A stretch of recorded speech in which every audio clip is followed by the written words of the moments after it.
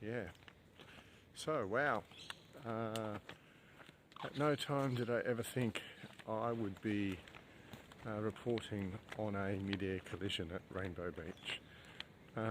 But yet, here we are.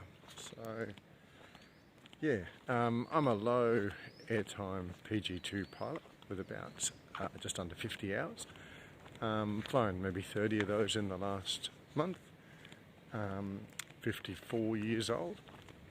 I try to be very conservative in my flying decisions, so I have a lot of respect for our sport, try and treat safety, or I do treat safety, as paramount. I'm very conscious of large safety margins.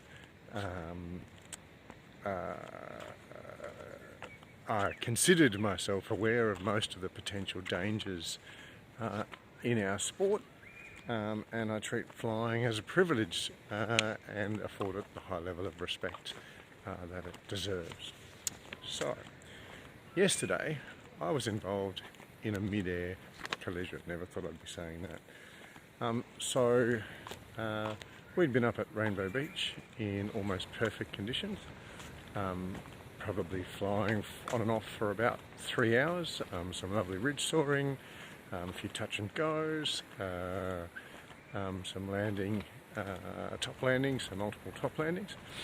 And I got a message from a buddy that I hadn't heard from for a while, who said he was heading up and was going to join us for a fly. Sorry, just crossing the road here. I was excited to go for a fly. My buddy hadn't been up to Rainbow Beach before, so I was going to show him around. That was really cool. He arrived on site. I landed. We had a quick chat, and he headed back to the car to get his gear and to farewell his wife.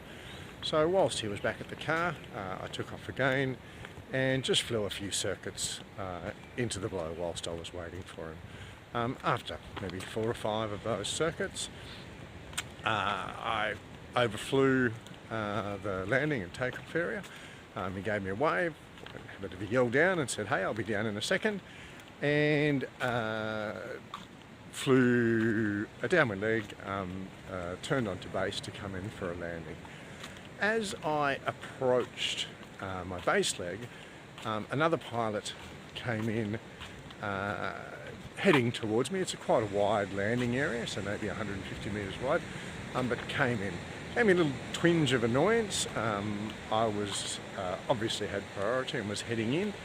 Look at the view out there, by the by. Beautiful day. I'll appreciate those. That really is pretty. Wow.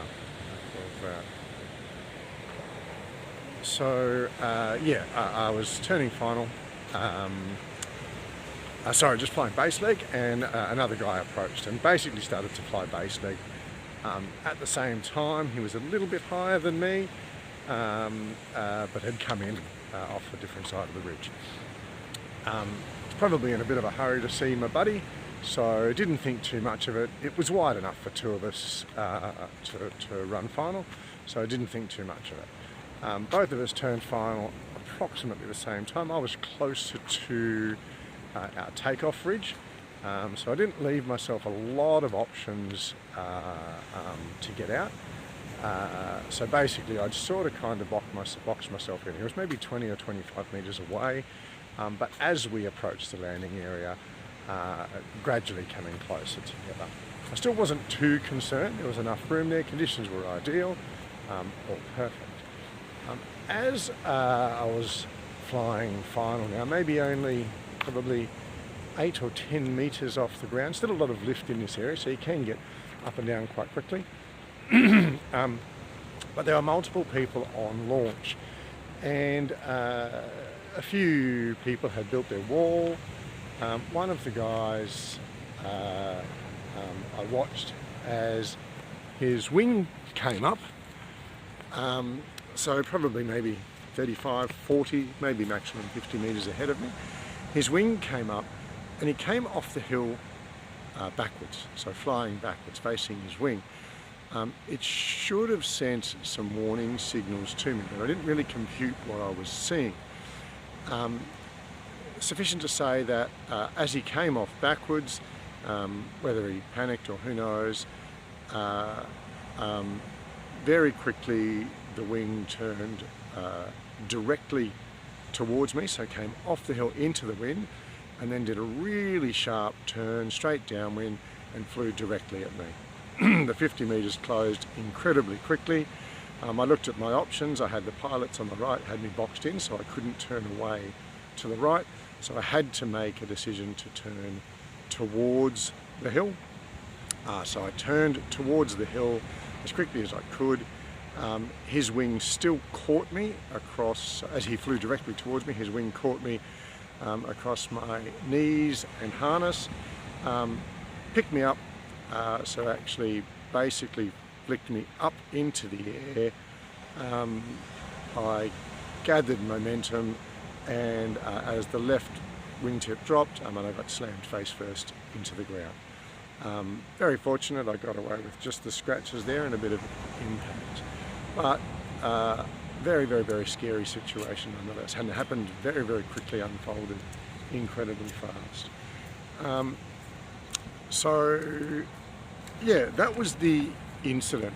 I'll leave you all to consider what you do, but I had some takeaways from mine, and I just hope that by sharing them maybe we can all get a little bit safer. So the first one was, for me, situationally aware. So there were two pilots flying a final approach in parallel. Funnily enough, it did send a warning signal to me, but I ignored it and persisted. That may have been because I was in a hurry to pop down and meet my buddy, I don't know, but I could very easily have made the decision just to do a go-round, to fly off and do a go-round. I didn't make that decision. I decided that I'd come in. The next one was, by flying with him, I allowed myself to get boxed in, which wasn't great. It reduced my safety margin and left me very little room if something actually unexpected happened. I probably was quite safe with him, but if something unexpected happened, I'd reduced my margin for error. I mentioned the mission focus. I wanted to get down and meet my buddy, and that certainly may have contributed to my decision to continue with the landing. The next one, again, a situationally aware. There were maybe 8 or 10 wings in the air, spread up and down the hill, but what there was 3 or 4 people on launch, some of them with a wall built, and I should have been much more aware that potentially someone could have launched in front of me. So I'm now coming into a high traffic area, 2 pilots heading downwind, 3 or 4 on the hill, and 1 or 2 walls built. So I totally missed the potential threat of one of those guys launching directly in front of me. I was landing behind them, so I was still probably safe, but I now know that I wasn't safe. So yeah, could have easily gone around and waited until that area was clear. The next one is another situational awareness. So I've had 2 areas where warning bells didn't ring. Well, I suppose the first pilot coming in, a bell did ring and I ignored it. But the final one that I think maybe I could have helped me avoid it was when I saw the pilot come off the hill facing backwards. I actually knew the pilot, and I knew that at this stage he didn't have the skills to come off backwards. But in the probably 2 or maybe 3 seconds it took for him to come off backwards, spin around and fly straight at me, I wasn't able to process quickly enough the extremely heightened level of danger that had happened by him coming off the hill backwards. So in that 2 or 3 seconds, I may have been able to, I may still have had enough height to do a go-round, I may have been able to do it even a 180 turn and land down, and I don't know. But I didn't compute the fact of him coming off the hill backwards with the danger that was unfolding. So they were my takeaways. There was a final one that I think is really interesting. I've ridden motorcycles for 50 years and I've survived doing that. by treating everybody else on the road as a threat. Everything is a threat.